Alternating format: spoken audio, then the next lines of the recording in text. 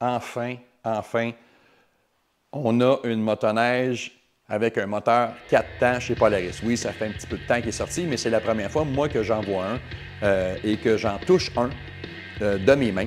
Merci Alex, 100%, c'est mon ami Alex qui m'a apporté sa motoneige.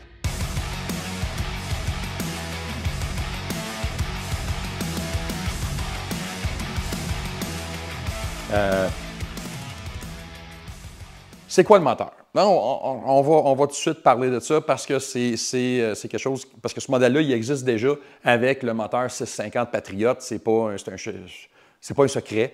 C'est une belle plateforme. On va en parler un petit peu plus tard.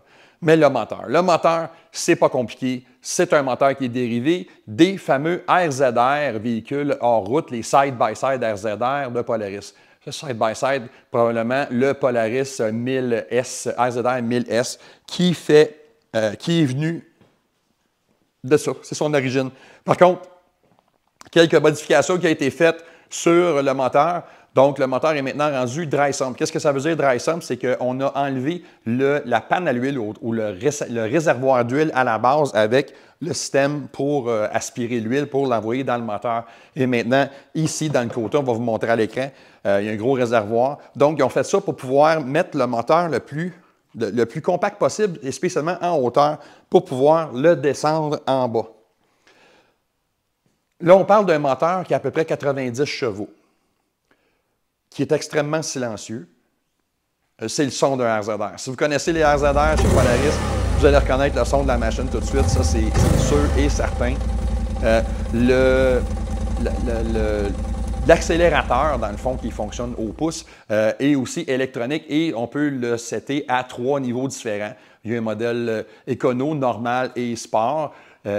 Et en même temps, ce que j'aime beaucoup de ça, qui était peut-être une problématique chez d'autres manufacturiers qui ont des 4 temps, c'est le lag.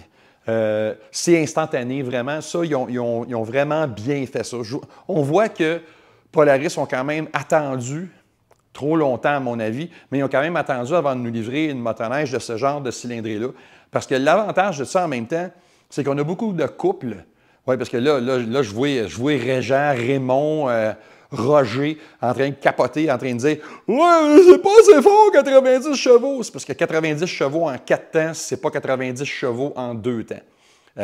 Les avantages sont nombreux. La consommation d'essence va être beaucoup moindre, surtout lorsqu'on tient une vitesse standard, comme dans les sentiers fédérés, 50, 70.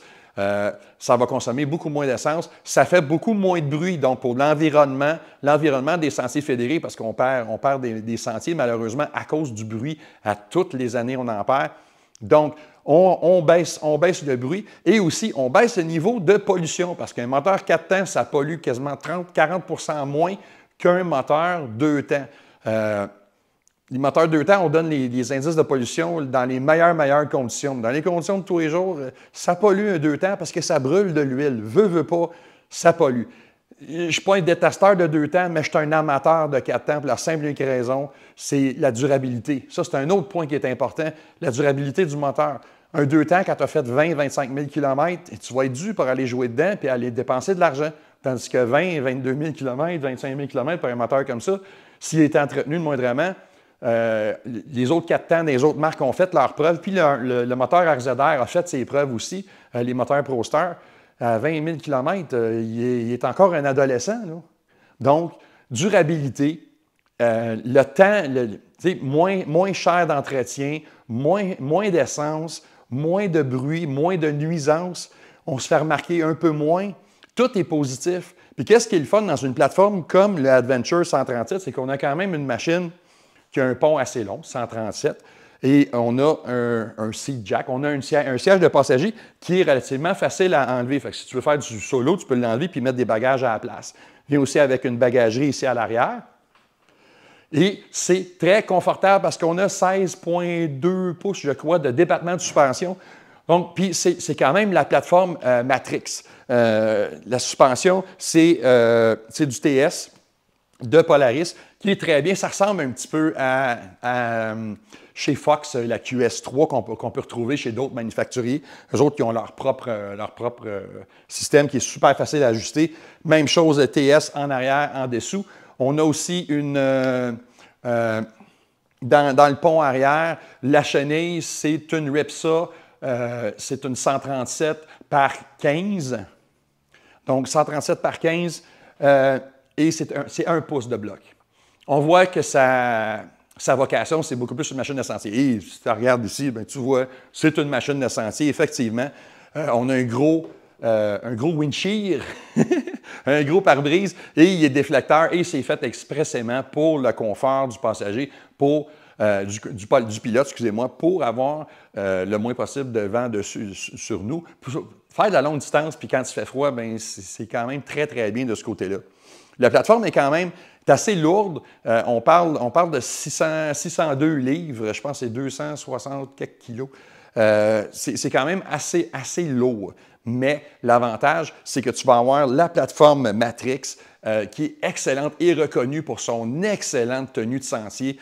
C'est très précis et c'est un devant qui n'a pas tendance à flotter. Puis avec 600 livres, ça va être encore plus précis. Ce n'est pas une machine qui va être vraiment pointilleuse, mais c'est une machine qui va être confortable. Roger, oui, 90 chevaux. 90 chevaux, l'avantage de ce type de motorisation-là, c'est que ça a beaucoup, beaucoup de couple. Donc, les reprises vont être excellentes. C'est juste à côté d'embarrure que là, on va s'apercevoir qu'on roule un 4 cylindres parce qu'un 2 temps, un 4 temps, excusez-moi, un 2 temps, ça a beaucoup plus de puissance très haut dans les tours, mais très bas dans les tours, ça développe très peu de puissance. Et on renverse ça avec un 4 temps. C'est à essayer. Tu sais, si t'es un jeune et tu préfères une machine de montagne 2 temps, le 2 temps, c'est quand même toujours la machine. 2 temps turbo-compressif, ces choses-là.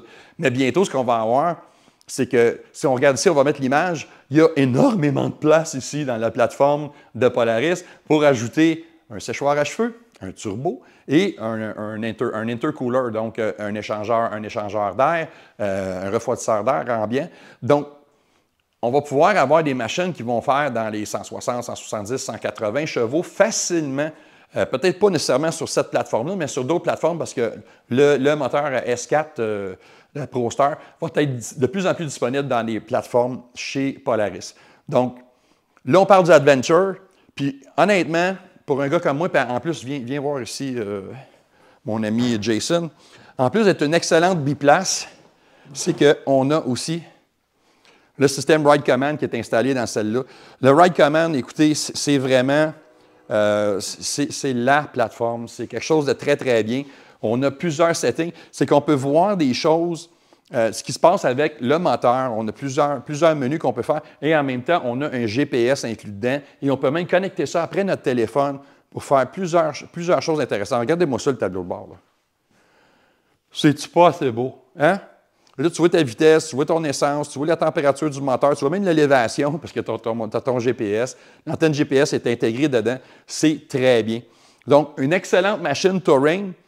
Si tu n'es pas un maniaque de performance absolue, tu n'as pas envie de dépenser de l'argent en entretien à pu finir parce que là-dessus, tu changes d'huile une fois de temps en temps, puis il n'y a pas grand-chose à faire. C'est vraiment des plateformes très bien connues. Ça a une vitesse de pointe d'à peu près 75-80 000 à l'heure. Donc, on parle d'à peu près 125 km/h.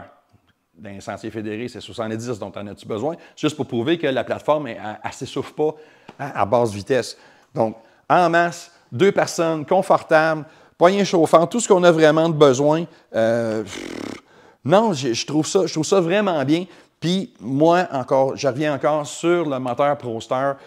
C'est l'avenir chez Polaris. Puisque bientôt, les 2 temps, probablement qu'on ne sera plus capable d'en avoir ou il va falloir changer la technologie parce que ça émet trop de pollution et c'est trop bruyant dans bien des cas. Donc, excellente plateforme. Par contre, ce genre de bébelle-là, elle a un prix. Comme elle là, cette machine-là, ça vaut 21 000 et quelques poussières. Là. Donc, c'est pas donné. Mais quand même, c'est une belle touring et le plus beau côté, à cause du moteur 4 temps, ça va être durable pour très longtemps. Donc, allez voir ça chez votre concessionnaire Polaris le plus près. Si vous aimez ce qu'on fait, s'il vous plaît, faites-nous le pouce en l'air. Le pouce en l'air, ça nous aide à faire voir nos vidéos à des gens qui aiment le contenu comme vous. Et s'il vous plaît, abonnez-vous à notre chaîne YouTube qui est Power Sports Québec et venez nous rejoindre sur Facebook, lamotoneige.net. On a un groupe aussi qui s'appelle lamotoneige.net, groupe de discussion. Moi, c'est Marc. Derrière la caméra, c'est mon pote Jason. Et nous, ben c'est ça. On s'en va faire de la motoneige dès qu'il y en a assez de neige pour en faire.